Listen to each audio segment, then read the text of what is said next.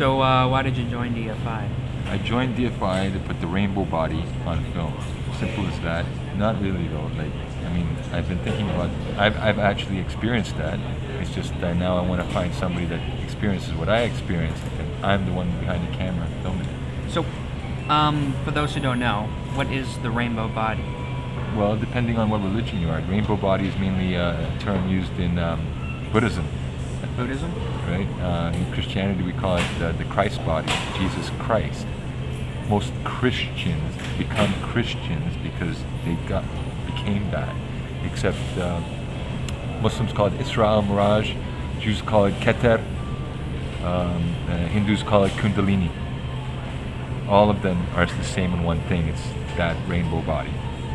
All right. So yeah, I'm trying to capture the next Yeshua, Jesus character on the earth, the one to come. You think you're going to be able to film? Well, if I do, then I've captured that dimension speaking through a human, like a Manchurian candidate. It's like you're not interviewing that individual, you're interviewing that whole dimension that utilized that one individual to speak the word of, like they said, the word of God. How do you know when you found it, or what makes you sure that you'll be able to get that on camera? I'm not sure. It's no one's done it yet. It's like the Mount Everest that's never been climbed. Today, Mount Everest had 8,000 people climb it.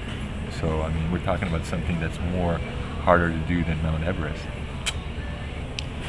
Do you have any indication of like signs of when it's going to happen? Yeah, there's they can heal, they can walk on water, they can do so many things that most of us can't do. For example, bring the dead back to life, like Lazarus. So yeah, once they're real, once you got them on film and they can do that shit, then you know you got them, right? Mm-hmm. Do you have a strategy of approaching this kind of character? Totally. Or finding this kind of character? There is a method. All of us have our DNA code, and it can get triggered in the right ways. The methods have been lost, but they're being refound by peoples like me. I'm into the esoteric, and I accidentally fell in there once. I did fall into a dimension, spoke to a white light, and came out, and I felt that I don't know if you know Star Trek Nimoy, what's his name? Spock. Leonard Nimoy. Yeah, where he goes, he'll tell you, I am going to the toilet, but like hypnotizes someone, and they're going, I am going to the toilet, and you know what I mean? Like that power of hypnotism, where you make the other person do things that they're not in control of doing anymore. Like that's the power I had after I walked out of there. That when I went to the first bar, I needed a place to go sleep and stuff, and the bartender, this chick, older than me by about 10 years, said, "Oh, you can stay over at my house." And it was like, I didn't ask her for that. I asked her that I need to go crash right now, but I didn't ask to crash at your place. And I didn't have any money. She gave me a beer. I think the moment I downed that beer, the power left me, because alcohol is ego, and once you have ego, me, myself, and I, you fall out of that power, that energy from the other side. So some people like Jesus or somebody, they didn't drink a beer after that experience. So when they laid their hands on people, that energy from that dimension transferred to healing people. Right? I was so egotistical in downtown Amsterdam when I walked out with that. I felt a glowing glow around me that I dragged out from another dimension, and it worked for about 15 minutes in this world. And after I started drinking that beer, by the end of that beer, it wore off that energy. It's like it backed away out of me. So I felt the strength of that dimension into ours. I know it exists. And so I totally believe Jesus could have done all those things, because I wouldn't have until I used to be against all this when I was younger. I was disenchanted with religion at your age. Anybody start talking about Jesus, I would walk away, run. And I still do. I still run when people start talking about it. But I mean,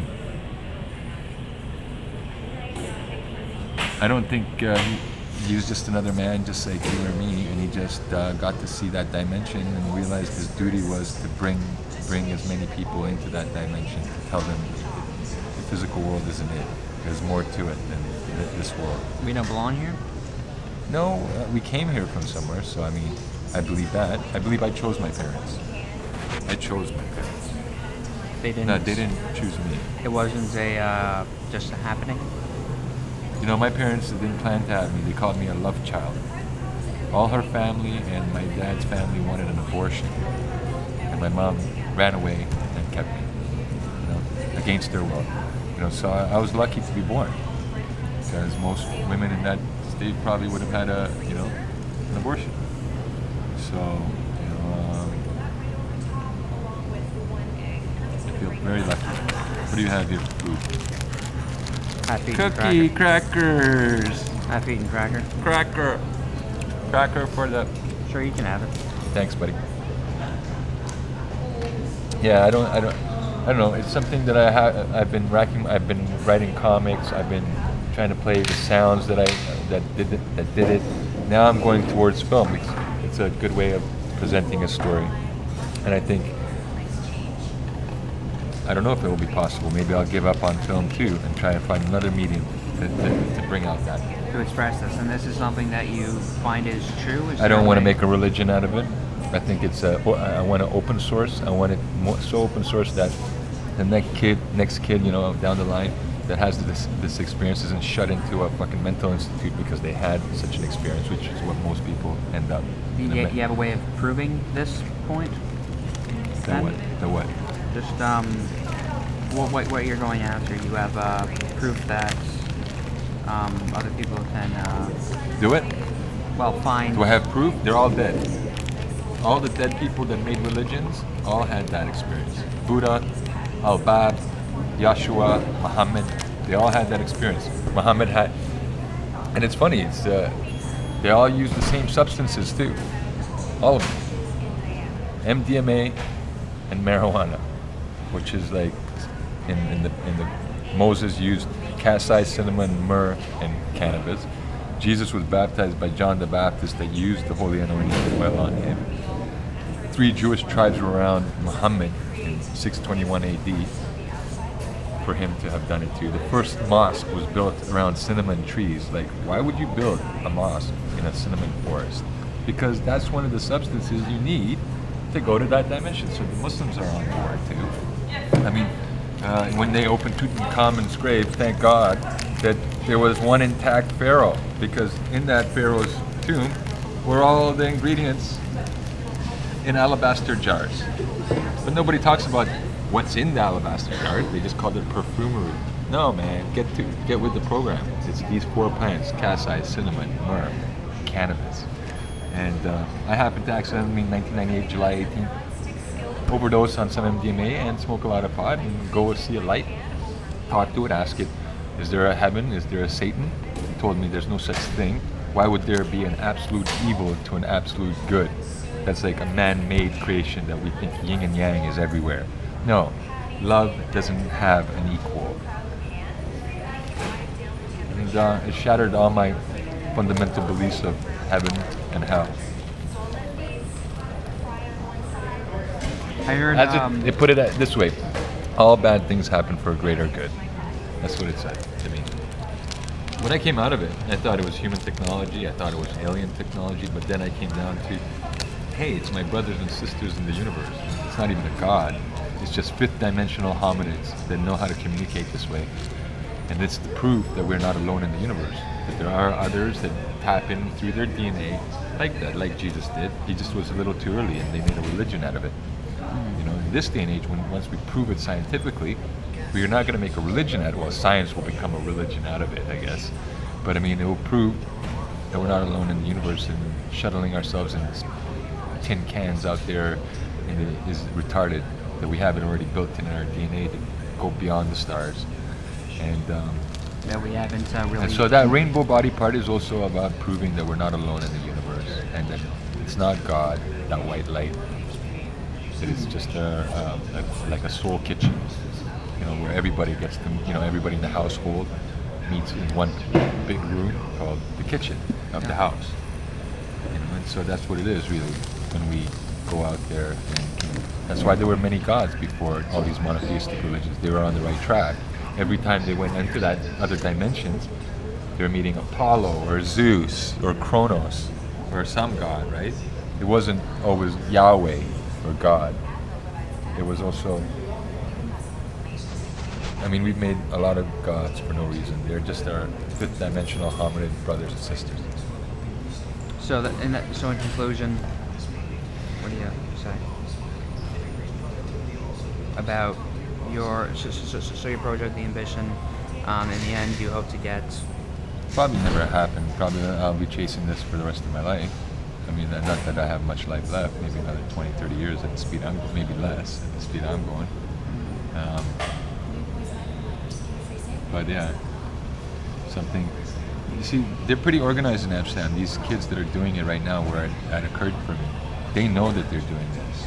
So if there's any place in the world that's organized, knowing what they're doing about this, it's in Amsterdam. So I got to get my ass with a camera back to that same crew that did it to me, and capture somebody that goes through the same process that happened as me. You know, because I met Albert. Albert's actually the first living person that said he saw the light, used the same substances, but didn't talk to the light. And look what happened to him. Ended up in a mental institute, fucked up his whole life, lost his girlfriend, lost his parents, all because he did it almost and came back. And then he got ruined. But if you go all the way through, follow through, meet the light and come back, it's almost like you don't get fucked up. And what's holding Albert down is materialism, money, gold. And so it's like, that's why he failed.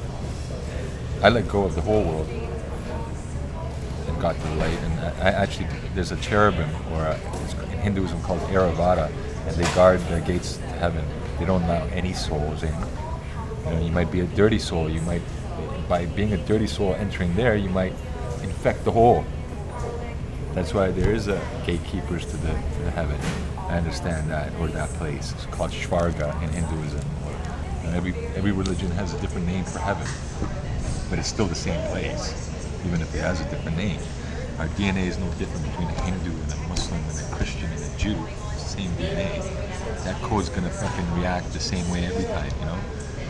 And you know, we've been killing ourselves because one calls God Allah, another one Yahweh. Well, fuck you both. It's the same fucking light. You know, you guys got to get with it. But then again, I don't think that light is God. I think it's just another hominid on the Pleiades or on the Sirius.